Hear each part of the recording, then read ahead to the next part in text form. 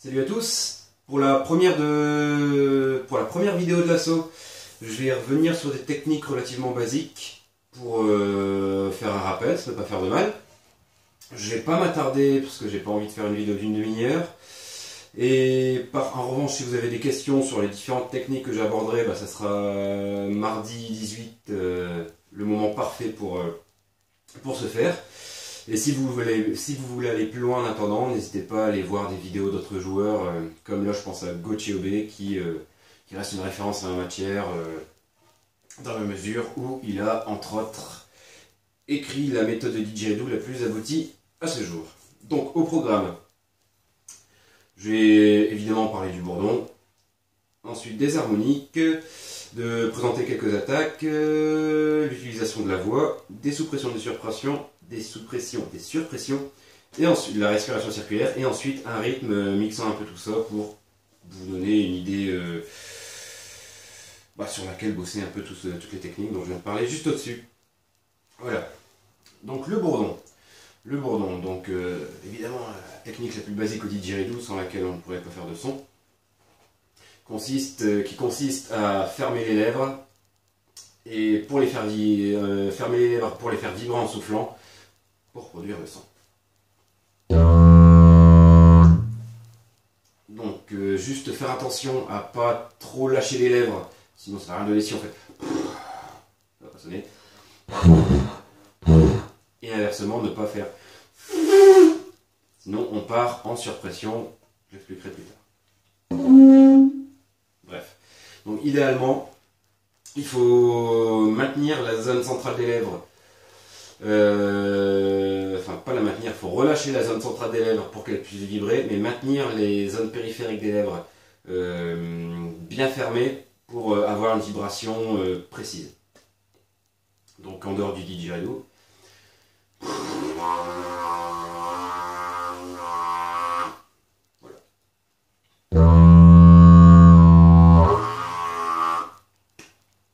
les harmoniques maintenant. Les harmoniques donc consistent à partir d'un son grave vers un son aigu, la fameuse sinusoïde harmonique. Je ne sais pas si on peut dire qu'elle est fameuse, mais moi je dis qu'elle est fameuse.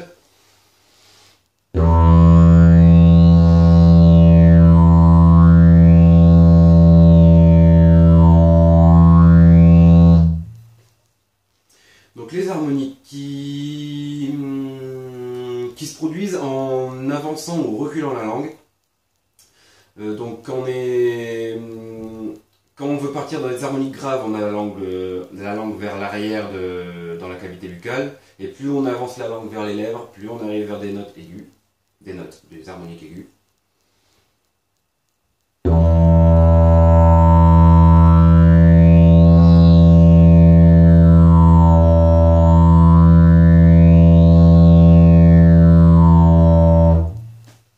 Sachant qu'on peut aussi le faire par palier.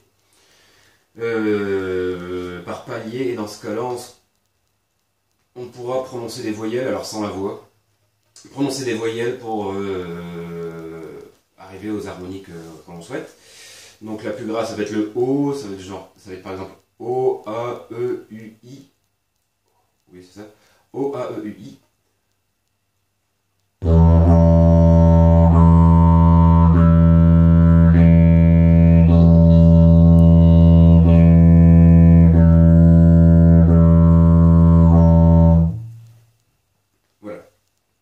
Ensuite, les attaques. Donc des attaques, il en existe beaucoup de différentes. Moi, je vais aborder les attaques en T et en K, et aussi l'attaque glottale, vite fait. Donc, les attaques, on repart sur un bourdon. Et l'idée est de venir hacher, saccader, je ne sais pas quel terme est le plus approprié, mais de venir apporter une attaque, tout simplement. Apporter une attaque au bourdon. Donc il existe plusieurs attaques, je vais commencer par la T et la K. On fait son bourdon et on prononce T ou K dans le didgeridoo. En T, commencez par là. En K. Juste pour petit petit rappel. On peut soit la diluer dans le bourdon, l'attaque, on peut la diluer dans le bourdon, elle va s'entendre très faiblement, ou au contraire la pousser un peu et limite elle va venir hacher le bourdon complètement, enfin, créer comme un silence.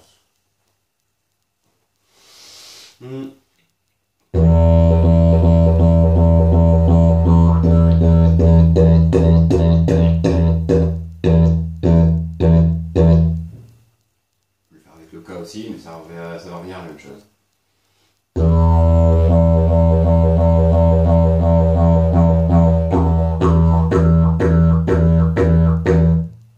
Voilà.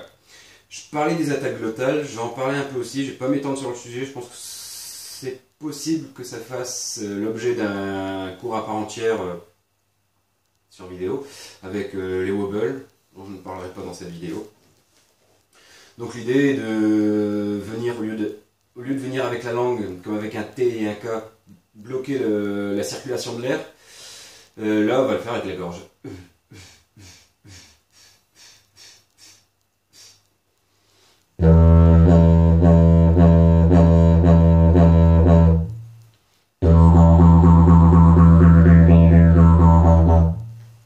Voilà. Ensuite, les techniques de voix. Alors donc, je dis souvent alors donc, je pense dans cette vidéo. Alors donc, on repart sur un bourdon, dans tous les cas on repart sur un bourdon, donc youpi. On repart sur un bourdon, j'ai entendu un drôle de son, c'est pour ça que je suis... Ah d'accord, c'est un avion, oh. Bref, désolé. On repart sur un bourdon et on va simplement superposer de la voix au bourdon pour faire sortir... la voix, évidemment. Donc.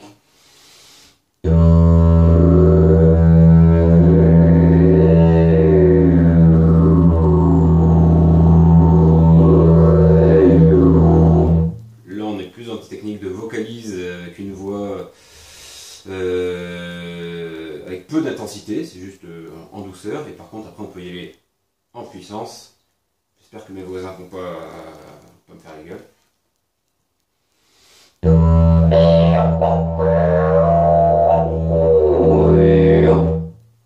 Je m'arrêterai là. Juste, je précise que... Enfin là, je présente les techniques séparément. Elles peuvent bien évidemment se jouer ensemble. Les attaques avec la vocalise. Ça. Bref, on en reparlera mardi 18 si vous êtes là. Ensuite, je vais parler des sous-pressions et des surpressions. Les sous-pressions, l'idée est de venir changer la note du didgeridoo en influençant la fréquence de vibration des lèvres, donc soit en l'augmentant ou en la réduisant. Donc les sous-pressions, on va venir réduire la vibration des lèvres pour diminuer la note. Donc plutôt que d'être... on va venir... Ce qui est un peu plus dur à faire hors didgeridoo qu'avec.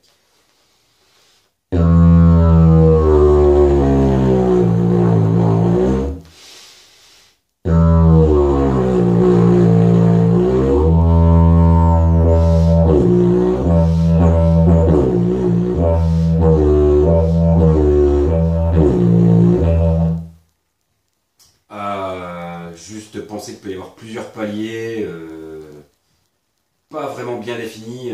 Enfin, une fois que vous vous sentez à l'aise, vous avez un palier, vous pouvez aller chercher plus bas et encore plus bas. Bon, j'imagine qu'il y a une limite, mais là je ne sais pas jusqu'où ça peut aller. Et pour les surpressions, l'idée c'est de venir faire la trompette.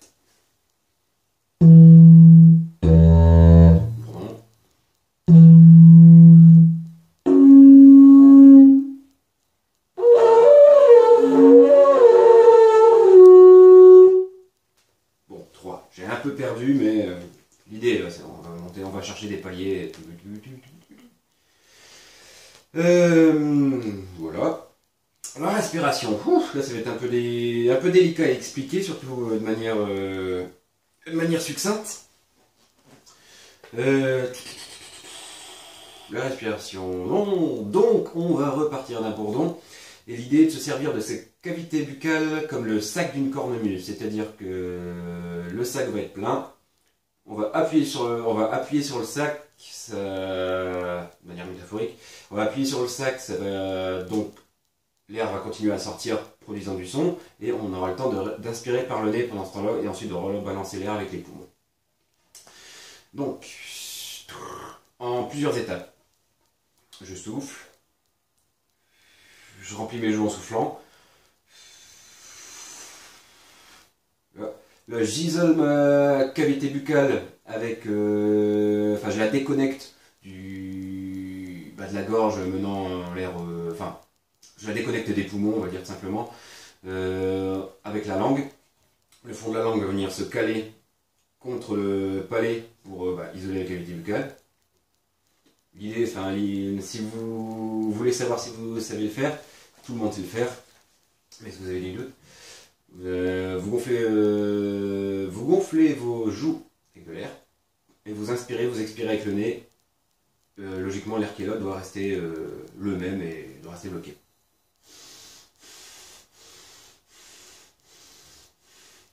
Voilà. Si avec de l'air, vous captez pas trop le truc, mettez de l'eau, vous vous rendez compte que votre langue va venir se caler pour pas que l'eau parte dans vos poumons. Du coup, ça c'est la troisième étape. On souffle, gonfle, ouais. On va venir caler la langue.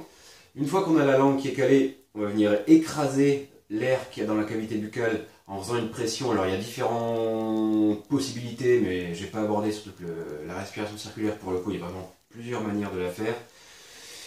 Mais on va venir écraser soit avec les joues, pousser un peu avec la langue, c'est un peu des deux, ça va être la mâchoire, ça va être ceci, et c'est venir chasser l'air, peu importe la manière. La technique par laquelle on commence tous, c'est les joues. On va venir appuyer avec les joues et chasser l'air. Parallèlement à ça, on va inspirer avec le nez. Voilà. Et donc là, c'était la quatrième étape qui est divisée en deux étapes A et B. On bloque. On souffle, pardon. On souffle l'air qu'on a dans les joues avec les joues et on inspire avec le nez. Et la cinquième étape va être de relancer de l'air à partir des poumons pour. En fait, la cinquième étape, c'est le retour à la première. Pour regonfler les joues et répéter le processus. Donc, une petite démonstration vaut mieux que des explications un peu biaiseuses. Première étape, on souffle. Deuxième étape, on vient gonfler la cavité buccale.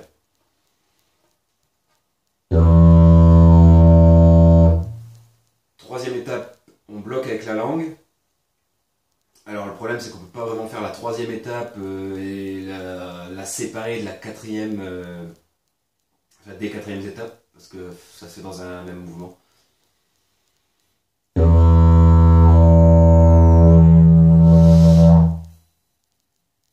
Et on lance.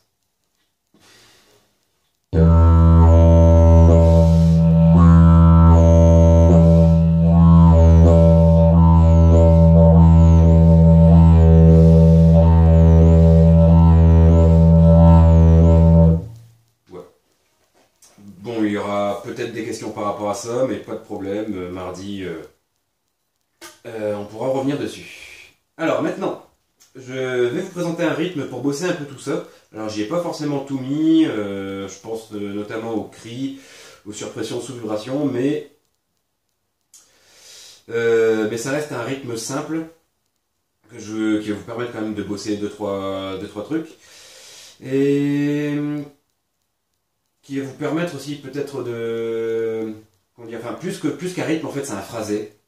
Un phrasé, si vous le répétez en boucle et que vous vous l'appropriez, on pourrait imaginer, d'ailleurs, ce serait pas mal qu'il y en ait, que vous puissiez vous l'approprier et rajouter les cris, les vocalises, différentes respirations, faire une intro, un développement, enfin, après faire un morceau.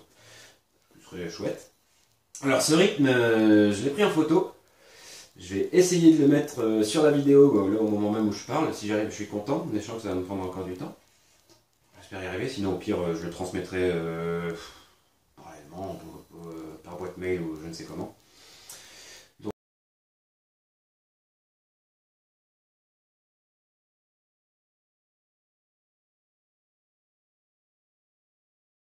Donc le rythme fait en... Alors, fait 2 que...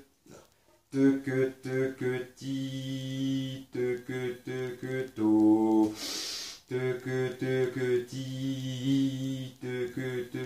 to. J'espère que j'arriverai à mettre la photo du rythme en vidéo. Ça sera plus simple pour comprendre. Donc, je vais le faire très lentement, progressivement je vais accélérer. Après, le but n'est pas forcément d'accélérer le rythme si vous voulez jouer lentement. Jouez-le lentement. Mais c'est pour un peu... moi qui joue dans la... qui aime bien jouer dans la célérité, hein, forcément je vais vous montrer un peu plus ce qui me plaît. Bon.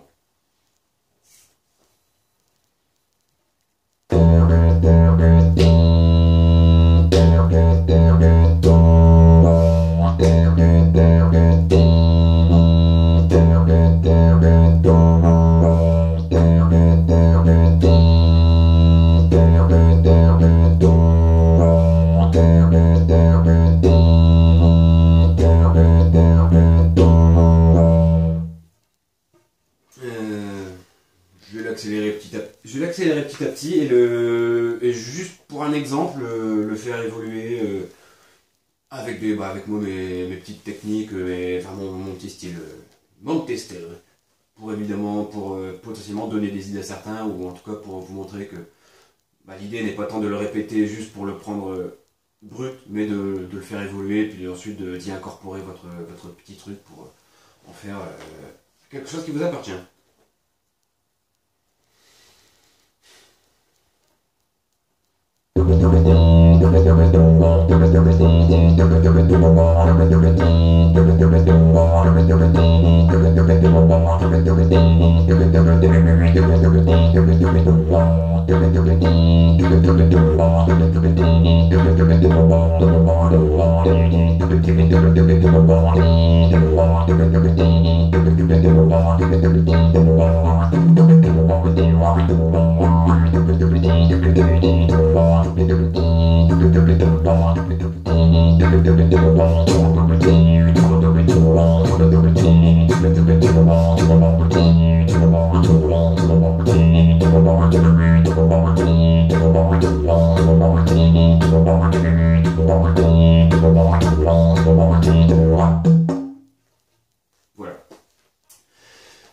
Donc sur ce, je vais vous laisser. Je vous dis à mardi 18 pour